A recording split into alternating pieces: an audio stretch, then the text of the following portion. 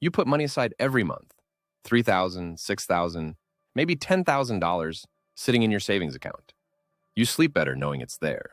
Your emergency fund, your safety net, your financial wisdom at work. But here's what nobody tells you. While you're being responsible, while you're doing everything right, that money is working, just not for you. Your emergency fund is earning maybe 1% interest, maybe less. Meanwhile, your bank is lending that same money out at 6, 8, 12%.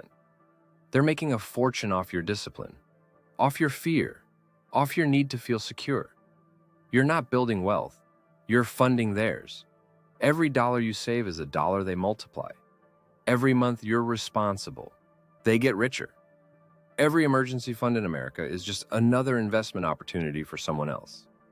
And if this sounds familiar, if this makes your stomach turn, it's because the system was designed exactly this way. They taught you to save for emergencies. Smart advice, right? Keep 3 to 6 months of expenses tucked away. Be prepared.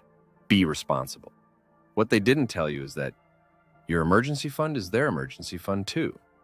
When the next financial crisis hits, when markets crash, your money becomes their liquidity. Your savings account becomes their bailout fund. You think you're preparing for your emergency, but you're actually preparing for theirs. When banks need cash fast, they know exactly where to find it. In millions of savings accounts across the country, sitting there, earning nothing, waiting to be used. Not by you for your emergency, but by them for theirs. The average American has around $4,000 in savings. Multiply that by 100 million accounts. That's $400 billion of emergency money, just sitting there, earning them profit, funding their operations, supporting their risk-taking, all while you think you're being financially responsible, but this part hurts even more. Inflation is eating your emergency fund alive. Every year you don't touch that money, it loses value.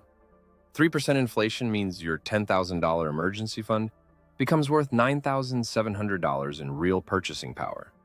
Next year, $9,400. The year after that, $9,100. Your emergency fund is shrinking while you sleep. But the bank doesn't care. They're still lending your money out at rates that beat inflation. They're still making money on money that's losing value for you. It's a beautiful system if you're on their side of the table. You're watching your safety net dissolve in slow motion. Meanwhile, everything you might need in an emergency costs more every year. That 6-month emergency fund you calculated 3 years ago, it might cover 4 months now, maybe less. The emergency you're preparing for is getting more expensive while your preparation is getting weaker. The rich don't keep emergency funds in savings accounts. They keep their money working, growing, fighting inflation. But they need your money sitting still so they can use it to make theirs grow faster, and it gets worse. They want you scared. Financial advice is built on fear. Fear of emergencies, fear of debt, fear of not having enough. Fear keeps your money where they can reach it. In savings accounts, checking accounts, CDs that barely beat inflation. Fear keeps you conservative while they take risks with your money. Every financial guru tells you the same story. Save first, invest later. Build that emergency fund before you do anything else. Noble advice that keeps millions of people stuck in the savings trap for years. While they're being safe, inflation is stealing from them. While they're being responsible, banks are profiting from them. You've been taught that keeping cash is smart money management.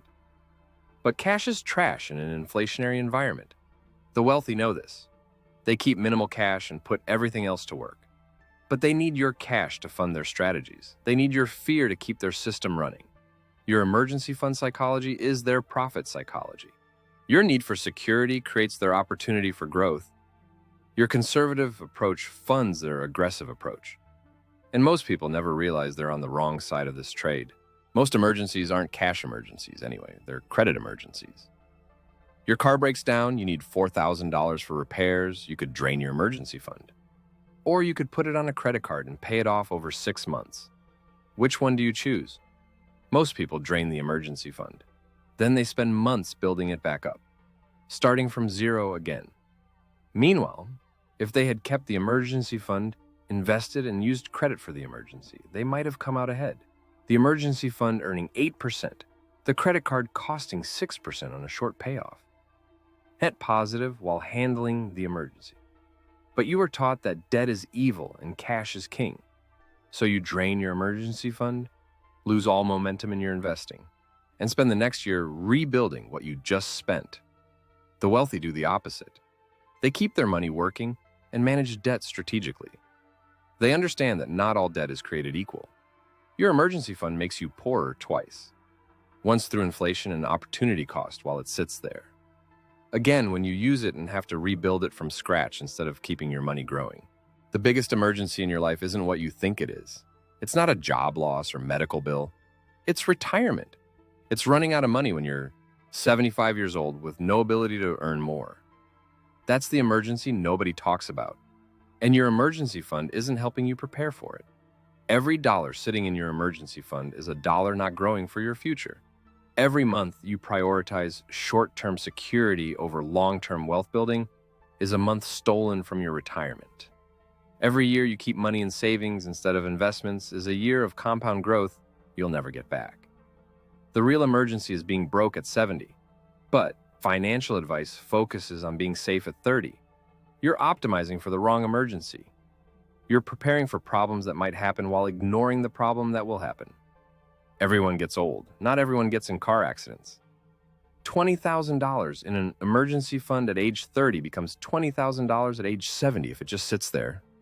$20,000 invested at age 30 becomes over $300,000 at age 70 at 7% growth. Which one actually protects you from the biggest emergency of your life?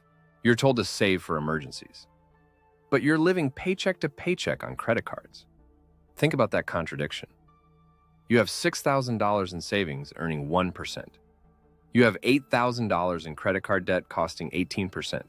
You're losing 17% on the spread while feeling financially responsible. The math is insane. You're paying $1,800 a year in credit card interest while earning $60 a year on your savings.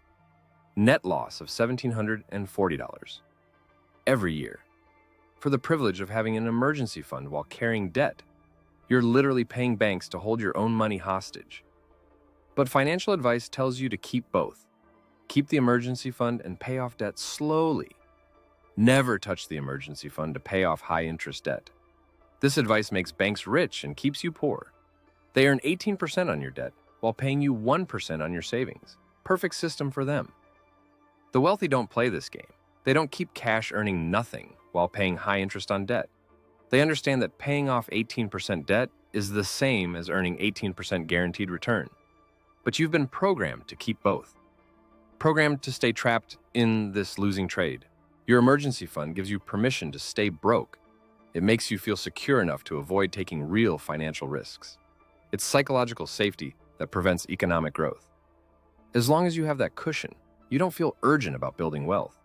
You don't feel desperate enough to learn investing, start a side business, or demand higher pay. The emergency fund is a security blanket that keeps you comfortable with being financially mediocre. It removes the healthy pressure that drives wealth building. Rich people stay hungry even when they have money. Poor people get comfortable as soon as they have a small cushion. Your emergency fund makes you risk-averse when you should be risk-intelligent. It teaches you that safety comes from having cash instead of having skills, knowledge, and multiple income streams. It makes you dependent on money sitting in a bank instead of money working for you in the economy. Banks love customers with large emergency funds because they know these customers won't take financial risks. They'll keep their money safe and accessible. They'll never compete with the bank for investment returns. They'll stay in their lane as depositors, not investors. Real financial security doesn't come from having cash in a bank account. It comes from having assets that generate income, skills that generate opportunities, and networks that generate deals. The wealthy don't feel secure because they have emergency funds. They feel secure because they have systems that produce money faster than they can spend it.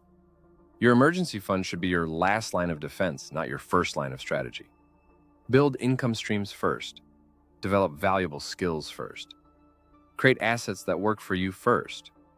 Then keep a small emergency fund as backup, not as your primary financial plan. Stop letting banks get rich off your fear of emergencies. Start getting rich off your appetite for opportunity. Emergency funds are for people who think defensively about money. Wealth funds are for people who think offensively about money. Defense wins games. A fence wins championships. The biggest risk isn't running out of emergency money. The biggest risk is running out of time to build wealth while your money sits doing nothing in someone else's pocket. Every day you delay investing is a day of compound growth lost forever. Every month your emergency fund sits idle is a month you're getting poorer in real terms.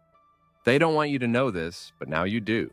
If this changed how you see your emergency fund, if this made you realize you've been playing someone else's game with your own money, then you need to see what comes next. The financial system has more traps like this, more ways they profit while you think you're being smart. Don't stay blind to a system designed to keep you funding their wealth while you struggle to build your own. Subscribe to Iron Wallet. The truth about money starts here.